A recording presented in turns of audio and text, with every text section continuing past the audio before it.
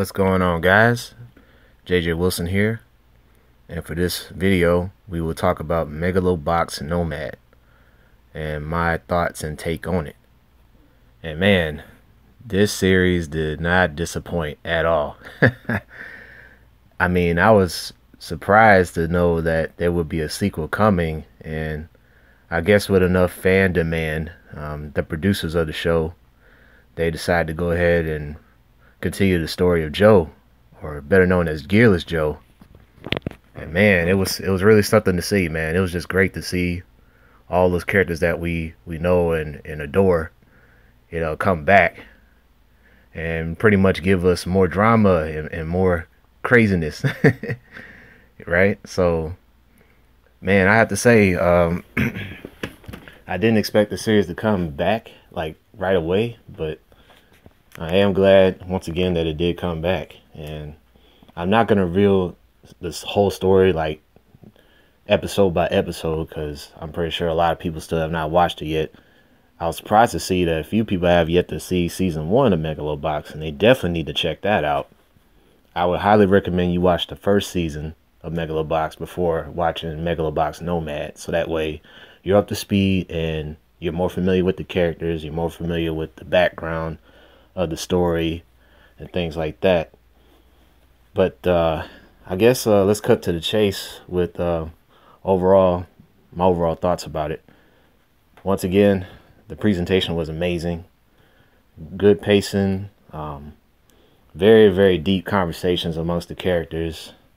You definitely had some character development going on with not just Joe, but also with a couple other characters, especially Sachio, who I was surprised to find out became a Megalo Boxer himself. So despite everything that happened after the death of Nambu, and what's funny with Nambu is I thought Nambu was actually alive until, in the podcast one night, one of my loyal followers and watchers of the podcast, he was like, yo, he's already dead, JJ.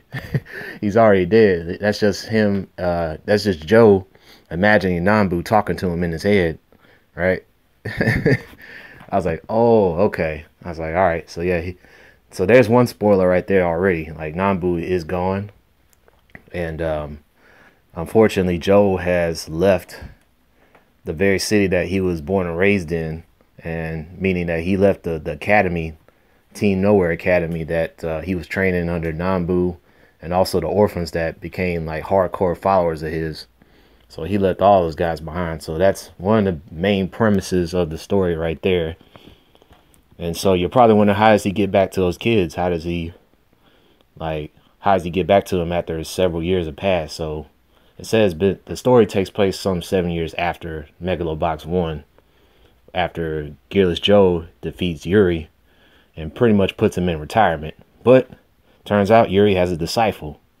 His name is Lou. And it turns out it was Lou that defeated Gearless Joe. So that's another spoiler. So it's because of the loss with Joe. I mean, it's because of the loss against Lou that Joe ended up leaving, but it was partly due to not being able to save Nambu from death. I'm not sure what kind of disease he suffered from, but eventually it took Nambu was already partially blind as is. I'm not going to reveal how he got blind. You'll find out when you watch season 1. But season 2, he loses both eyes, and he's just as sick as a dog, and he can barely move his body. He's having a hard time breathing. So it's unfortunate that that death occurred, and because of that, there was just a rift between Joe and the children, especially with Sachio. And Joe ended up leaving, and he just became a wanderer at that point. And he never retired from Megalo Boxing. He just took a different name, hence the name Nomad, hence the show, Megalo Box Nomad. So those are some few spoilers that I can give you there. Now, there are a couple new characters in here too that you will see in the series, so I'll go ahead and name them. The first guy you need to be aware of course, is Lou, Yuri's disciple. Second character you need to be aware of is Mac Rosario. He's going to be very, very integral in this series once you watch it. Another guy is, there's a couple of people that Joe met in the beginning of the season. The first one is obviously the guy that he fights first, and eventually it kind of puts him back in the straight and narrow path. This guy's name is Chief. Big guy, huge dude. Okay, and part of the reason why he knew about Gearless Joe is that he actually looked up to Joe, despite being older than him. Despite being older than Joe, he looked up to Joe while traveling to the very country that Joe is in, coming from a different land, which is a Spanish-speaking country somewhere in Latin America. And there's a woman that saves Joe at some point, you know, from his addiction to something. I won't reveal what it is. You'll have to watch the show. And she kind of saves him, and she has a little boy. Oh, the woman's name is Marla, and she has a son named Mio. And so Mio's like a little troublemaker type of kid, but yeah, so Mio's like a little troublemaker. So after a while, you know, because of the events that happened between Joe and also Chief, Mio kind of turns around and he kind of realizes like he can't live the kind of life that he's living. And so eventually he gets back to full circle. So you got those people, and you have a new guy that is responsible for Mac Rosario's resurrection in boxing. That is Sakuma, and he is the head of Roscoe Industries, who has formed a partnership with the Shirato company. And of course, the head of the Shirato company is Yukiko. And yeah, you'll get to see her and her older brother again, Mikio. You'll get to see them in the next season too. So overall, man, like basically the story is just 3 phases. So Joe, you know, fighting his nomad, then meeting Chief. Then after he leaves the group, then, you know, he goes back to his hometown, and then the inevitable matchup between him and the boxer, one of the boxers that I just named. But you got to watch the season to find out which one it is. Okay, so I'm just gonna leave it at that.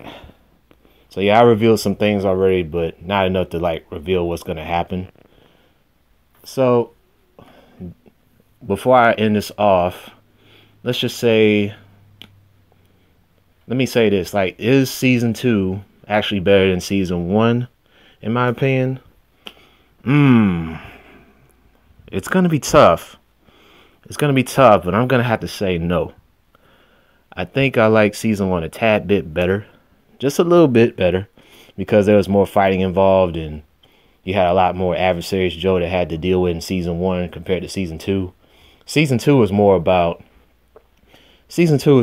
Joe trying to, you know, get away from his demons because of what happened to him and what happened to his mentor Nambu, right? So that was season 2 symbolized more about that. It was just a personal growth thing with Joe, whereas season 1 was a classic, and I mean classic, rags to riches, not necessarily riches, but rags to fame type story with Joe. And that was far more crazier than what you saw with season 2. Well, maybe not a lot crazier. Both seasons are crazy. Both seasons had unbelievable revelations involved. But yeah, you just had more action, and the fights are a little more unpredictable. You didn't know who was going to win what and things like that. So I think season 1 still a little bit more crazy than season 2, just not by much. But definitely watch. I'll recommend watching season 1 if you haven't first, then watch season 2 of Megalo Box Nomad. That's my recommendation. But if there's anything else you wanted me to talk about or I left behind, then maybe I can go do like a follow-up, and I'll be more than happy to say that. But yeah, tell me what you also think about Megalo Box Nomad if you saw the entire season, and I will leave you guys to it. Okay, you all take care.